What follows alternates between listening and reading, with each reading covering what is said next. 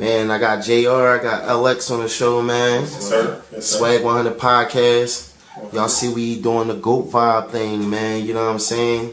Yeah. Room 100, this what we doing, man. You know what I mean? We got champs, we got rap stars, we got good fellas. You know what I mean? This is what we doing, man. But what's up, JR, man? Let's start with you, man. You know what I'm saying? Doing my research and doing my history, you know what I'm saying? And after meeting you for the first time, I said, damn, man, you know, this real big for the city, though. You know what I'm saying? Like, it ain't too many who, like, really got a skill set and really venture off from, you know, that from your hood, you know what I'm saying, or from your area in the city and come back with, like, big things. Like, real big things, man. You know what I'm saying? So, you know, you're definitely a football athlete, man. You know what I'm saying? Great at what you do. So tell everybody, you know, how you started off, you know, before we get into all the great, you know, accolades, you know? Yeah, so I started off born in West Philly, ended up going to the William Penn Charter School for middle school and high school. As a ninth grader, I actually missed football. I missed the football season.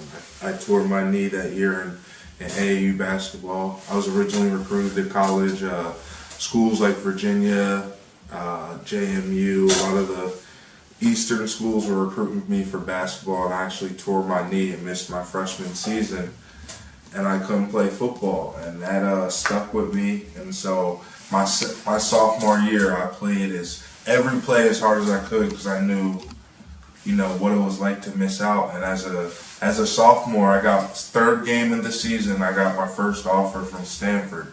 They were looking at another kid on my team, but they saw me on a defensive highlight from the opposite side of the field. I chased the kid down and was the only one playing the whole game. So they just looked at me off of that. And so things basically started for me from there.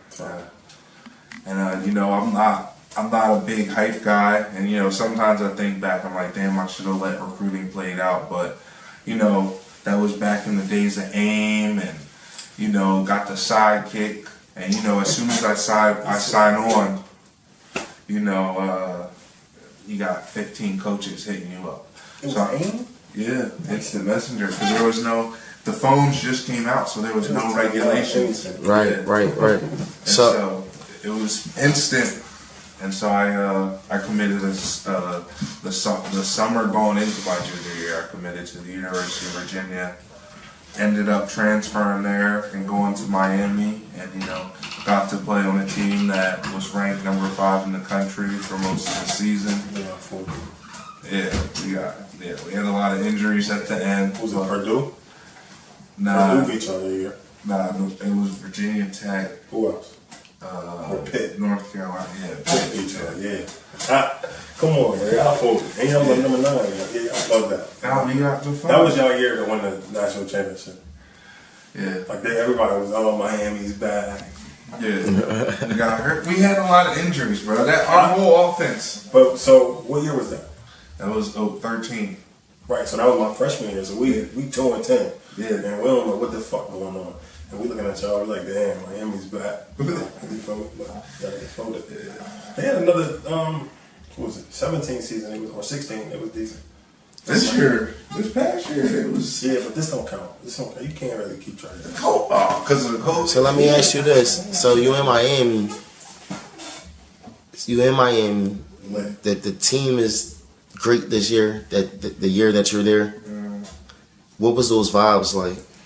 Well, you know, I transferred to Virginia, and, you know, I transferred from Virginia, and, you know, the vibes were, you know, down in Miami, the coaches loved me, but at Virginia, you know, a lot of people were hating, and, you know, a lot of different things were said about that, and you know, I just leave it as you can go look in Virginia public record. You know, three teachers lied on me as I'm trying to leave the school, so that's one public record there. You know, I beat I proved the 3 teachers were lying and got not guilty, and and that was, things were what they were. But for me, again, another opportunity where I saw things almost were gone for me, and I just played my heart out again. So boom, you're in Miami, you feeling the heat a little bit, but you from Philly, so the heat shouldn't be nothing for real. You from the environment. So let me ask you this though. So you're in Miami. What is this your senior year? Yeah, it's my senior year. Yep. All right, so you're in Miami, your senior year of Miami, and let me ask you this: what are you thinking? Like, am I making the league? Are you getting calls? Are you getting scouted already your senior year? Or like, what's going on? So yeah, going into transferring to Miami, I had people, telling me, some teams were looking at me. I had a draft grade as well online. 35. Huh? 35, right? Yeah, I don't know what it was. 35. Yeah, I seen that shit. And so, and then what I didn't know was a lot of people were looking at me as an O-lineman and converting me. But I played D-line, so that was what I was focused on. And, that was the reason for going to Miami, to do my grad school, get my master's, and to get a chance to play, to prove that I could play with the best. You look like a... But what happened? What happened when, how you wind up, really, they was like, no, we don't want you on defense, we want you to play OT. Like, how that wind up going down? That actually happened in the NFL. So, fast forward. As you leaving Miami straight to the, Yeah. So this happened. Fast forward 2 years. I left Miami, and I'm in the NFL. The Seahawks, they right after coming back from, we lost in the Super Bowl. Right after coming back from losing in the Super Bowl, they actually switched me to offensive line and say, we think you'll be good here. And that started my trek across the NFL, going to tryouts, showing ability, making it. Then, it always came down to a team needed a veteran, and you only got a year of experience. We need a veteran. So, that was what it was. But, I kept making teams and kept going to tryouts and kept betting on myself. But I'm looking at now going into my, I guess, technically my 9th year, and I played in 8 cities. Everywhere. So yeah. Everywhere. Right, so you just so modest, like you just make it just seem like I mean, like, give us, this is GOAT vibes, you know what I'm saying? Give us some of those moments. You know what I mean? Like going into my senior year, like being told like I'm not good enough to play in the NFL and I would never make it. But who was telling you these things? Different staff people, So you really had haters like this, man. I mean, like, why did they feel like that? Because of your knee? Nah, I had a strength coach at Virginia. And, I think a lot of it really, to be honest, knowing the business now, I think a lot of it, they just needed a scholarship and they just wanted to make me quit. But, that's what I honestly think it is now. Because that's what, like, if you look at the numbers, then they needed a D-line spot.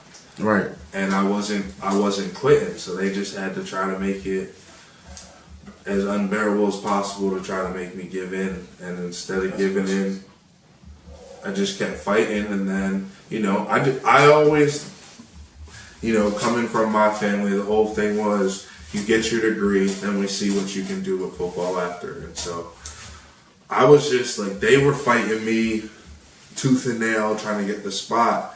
When if they just would have sat and listened to me, boom, I'm just trying to graduate. I'll leave after I graduate and go somewhere else. So right. But that whole process, having to go through a trial, being lied on by teachers, and they were just trying to get you out of there. Yeah, and a lot of people have come back, because I didn't even tell this story for about 7 years, and so a lot of people came back like, oh, you're lying. It's public record. UVA honor cases are public record. You can go look. and you'll see, because I have my UVA degree, so obviously I had to be found not guilty. And you can see where the teachers. So when you wind up in the league, you know, did you feel like you know, like I made it? Yeah, you know, I mean, I had that moment right away in the league. My first game as a D lineman, we played the Vikings. Same strength coach that said I would never play in the NFL is the strength coach for the Vikings. I get a sack. I sack Teddy Bridgewater, like third and something. I get a sack. I get my first sack. Crazy. And so, Right. you know, for me, I had that moment right away, and then, you know, I just kept playing and kept grinding. You know, I got cut then after that, and then switched positions.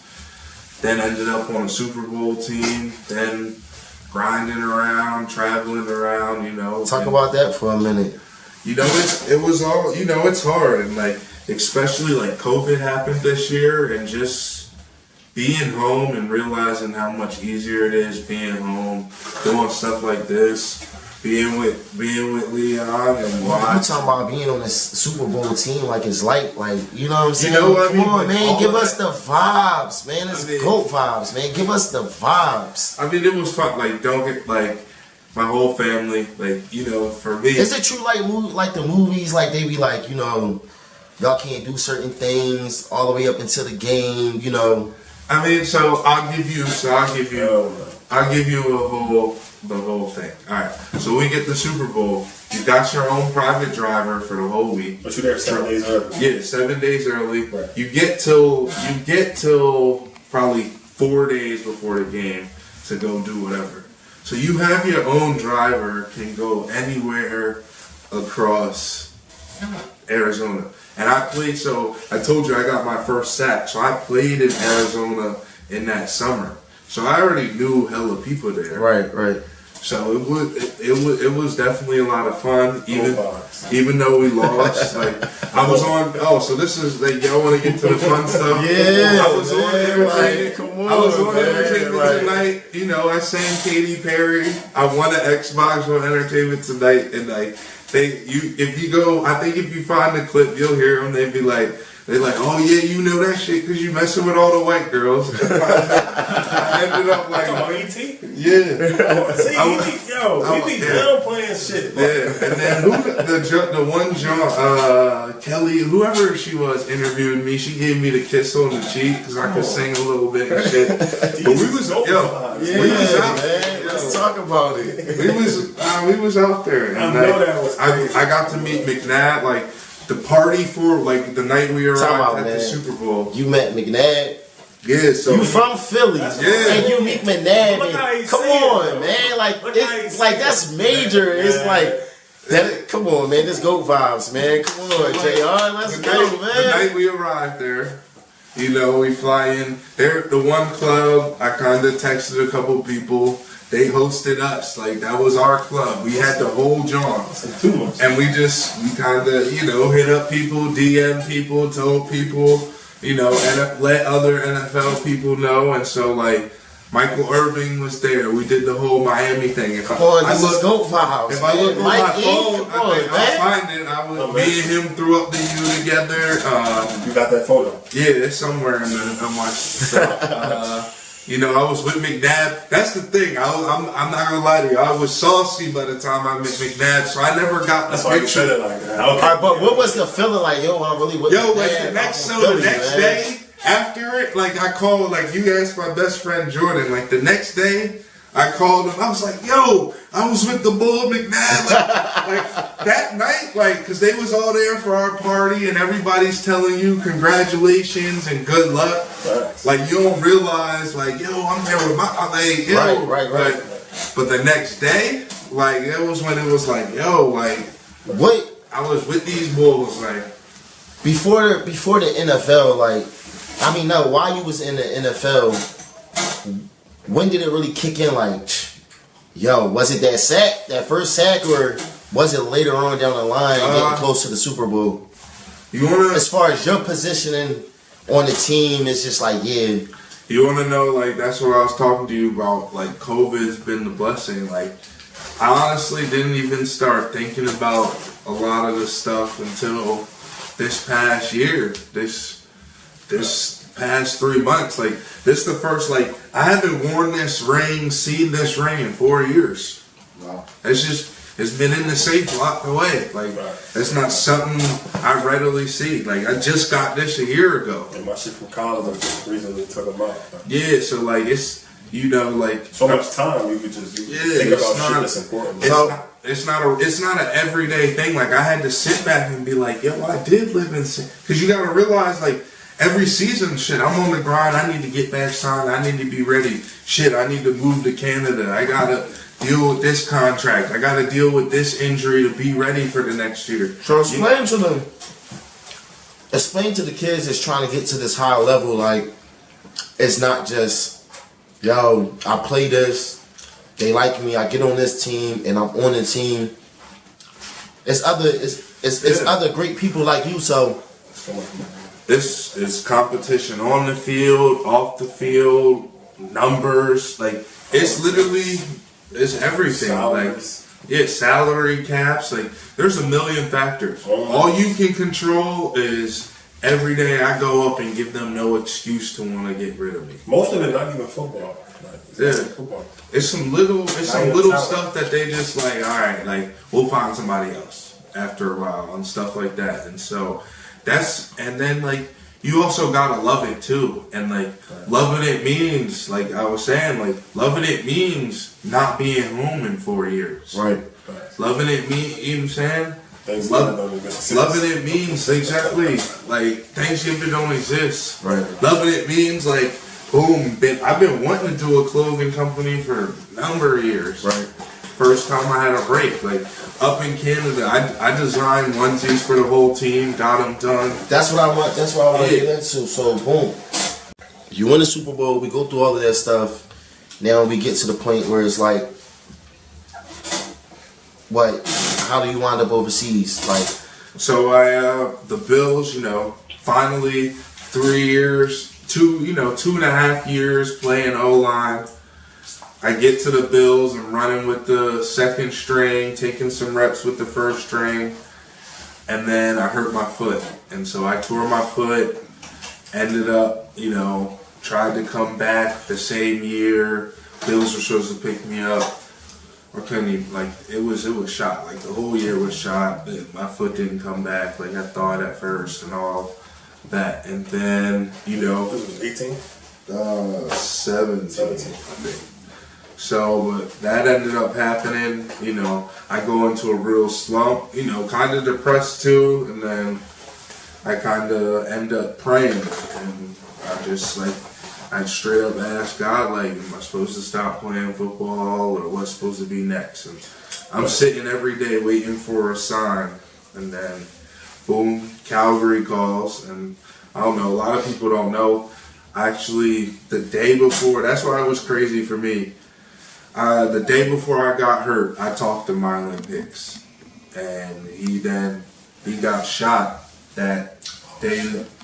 He got shot the next day in Calgary, in the club after a game something. And so, for me to pray, and then like 2 days later, his same team called me for a tryout. That was crazy. And then, like, a lot of people don't know this backstory. Like, I was overweight at the time. Showed up to a workout at like 350, still was able to move though. And so they was like, you gotta come to camp by this weight. You gotta come to camp 320 or we're not gonna let you go. I was 50 when I did that in Florida. Yeah. So let everybody know, like, what teams you was over there playing for. I mean, I've seen plenty of them. He was in I think, almost 4 teams, right?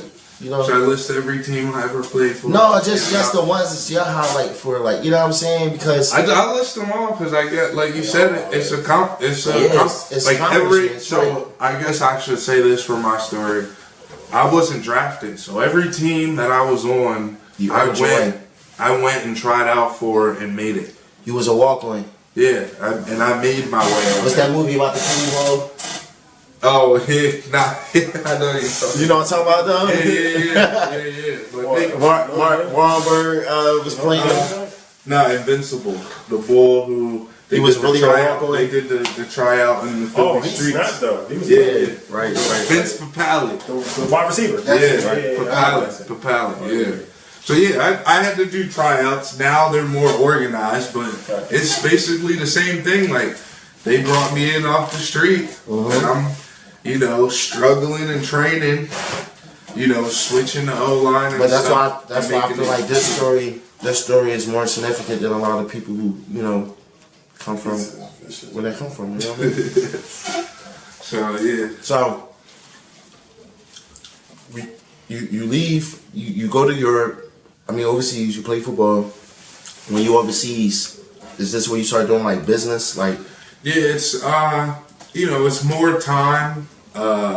When you're in Canada, our day kind of finishes at 2. And so I started doing, I got that extra 4 hours or so I started doing the things that I always wanted. While up there, I coached 2 championships in football. And so, I should have got that right. Looking back, thinking back, I should have got the ring for that team. I won I won a championship in a whole other country coaching kids. So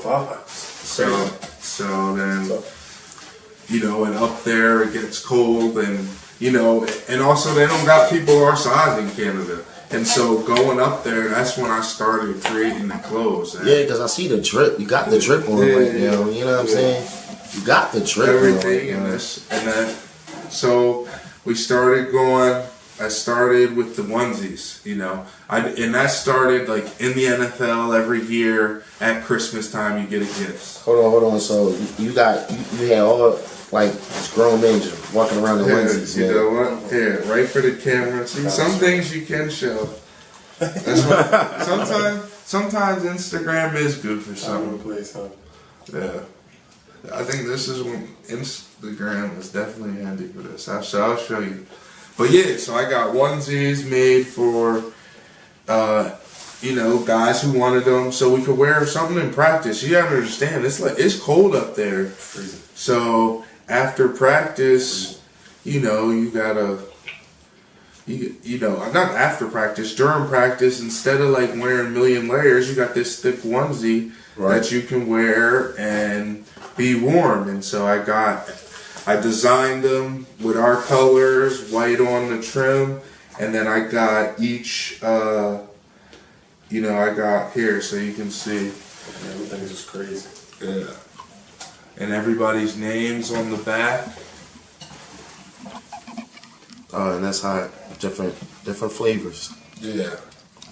And so, and so put our team logo on the side.